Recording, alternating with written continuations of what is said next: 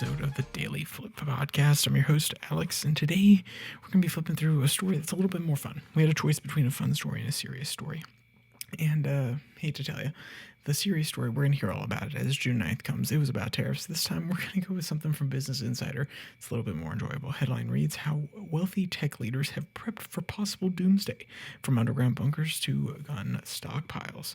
And of course, we will end today with our Daily Delight to story, leave you feeling positive. But before we get to that, we have to go through the story, but also we got to pose the daily debate. If you could have a doomsday bunker and you had your pick of the litter, how many people would you fit in it? Would it be a maximum size? Try to get the entire community in there? Would you only make it your family? I want to know. I'm interested. Is everybody altruistic out there, or are they out for their own family? Not trying to say either one of those is a better choice. It's just actually fascinating. But the point being that these billionaires are not necessarily out for the general public. They are indeed out for themselves.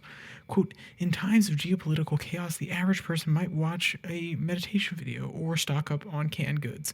The wealthiest among us, however, might turn to luxury underground bunkers instead. End quote. Now, of course, there's plenty to talk about here, and we'll get into what they're buying, where they're buying, what's going on, speculation, blah, blah, blah. The actual question I have from all of this is, are they simply looking for ways to spend money? Are they able to be prepped, ready? I don't want to call them preppers, but ready because they have exorbitant amounts of money and they would do it that way? Or is it simply they are extra paranoid and they think about these sort of things? I don't know. Is it the life of money that leads you to be hyper paranoid, or would anybody who has the ability to do this do this? I don't think that there's a simple answer, though I know there are lots of people in my life who, when I say that I want to have some things prepped, yes, wow, oh my gosh, you're learning that I'm a paranoid person at this point. Welcome to the club. I'm sorry that you're just finding out now, but yes, I would like to have a few things prepped, not necessarily a bunker, but want to have materials in case anything goes wrong, even, just a hurricane. Why does it hurt to have anything extra? Now, do these people have that same mentality that they just want to have something and therefore they have the means to do it better than everybody else? Or is it something about being in the upper echelons that spurs on extra paranoia, that maybe you feel as though people are out to get you because you're at the top, and therefore your paranoid tendencies get stoked and you turn into somebody who's willing to buy a luxury bunker? Or do you really just have enough money to say, I don't care, I'm going to do it because I can?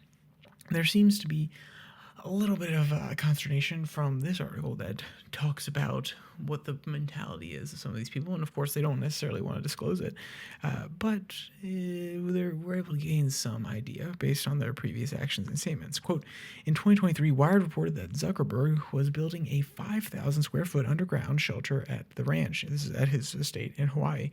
A year later, local news outlet Hawaii News Now reported that the county planned documents include a short-term shelter measuring about 4,500 square feet. Zuckerberg also downplayed the bunker's reports during an interview with Bloomberg in December, comparing the spaces to a quote-unquote basement.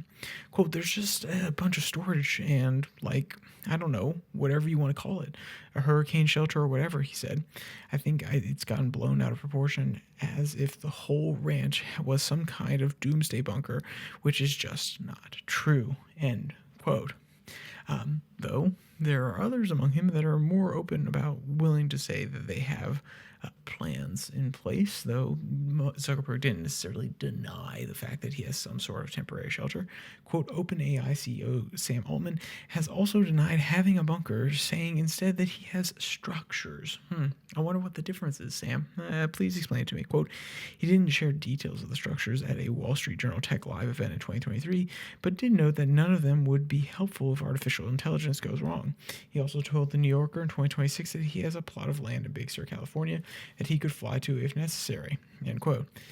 So, once again, structures, what does that actually mean? He's being cloak and dagger about it. I'm not trying to deny that, though it feels like a straight up admission if you're willing to say that you have preparatory structures in some degree, even if you don't call them bunkers.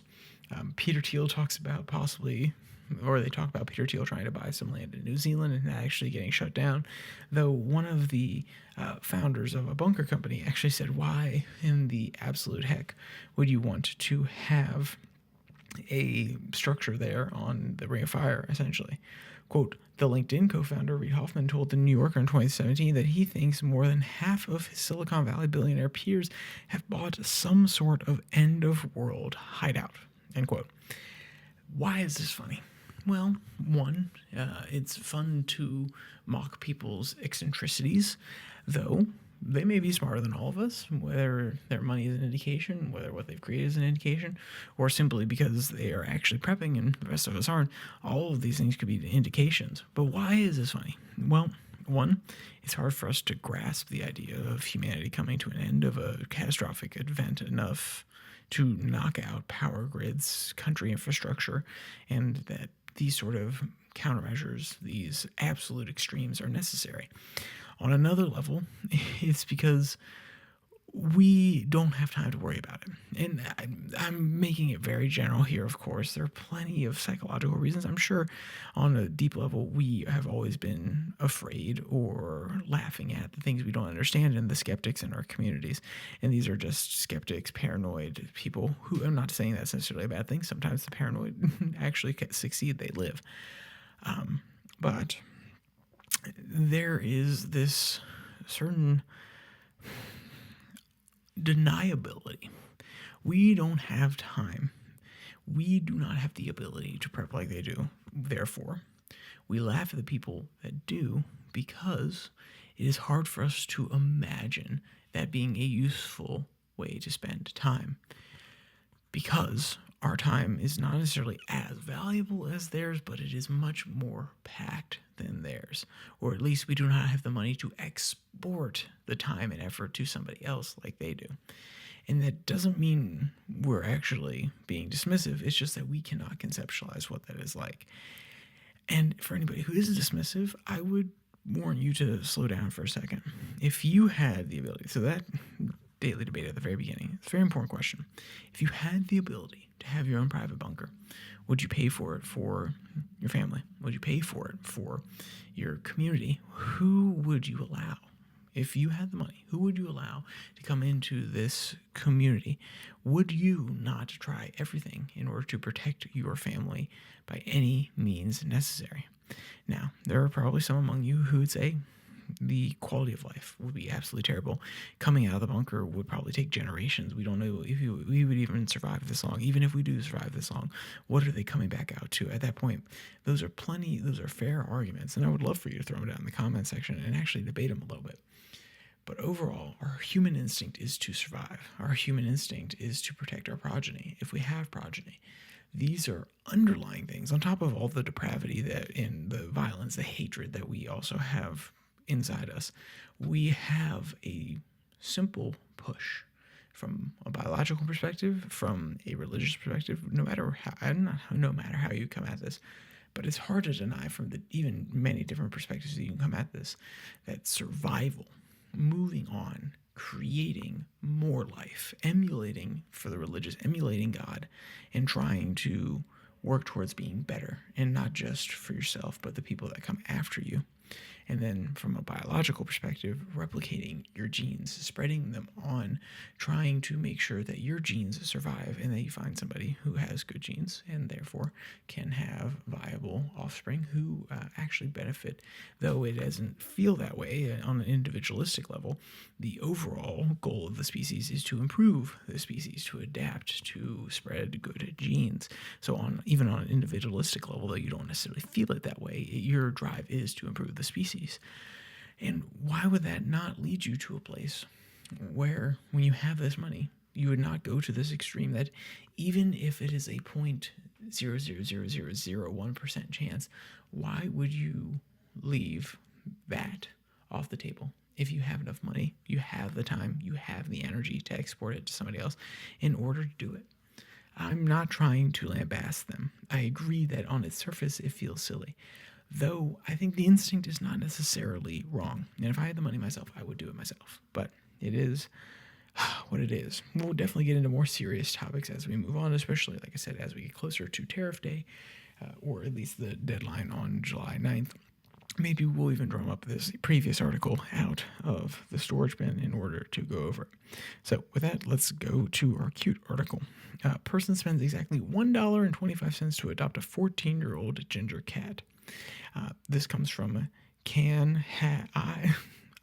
Has Cheeseburger, question mark.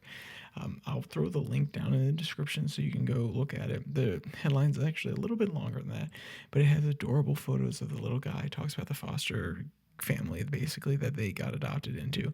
And if you're just looking for a smile on your face, that's what it's all about. So you can find that article as well as the other one in the links in the description below the like and subscribe button. Also down there, you can find the podcast on Spotify, Pocket Cast, Podfind, as well as the Twitter handle at your DailyFlip, where I post links to these episodes that come out on Monday, Wednesday, Friday, and the episodes that come out on Tuesday and Thursday called 6 and 6, which is 6 stories from around the world in 6 minutes or less.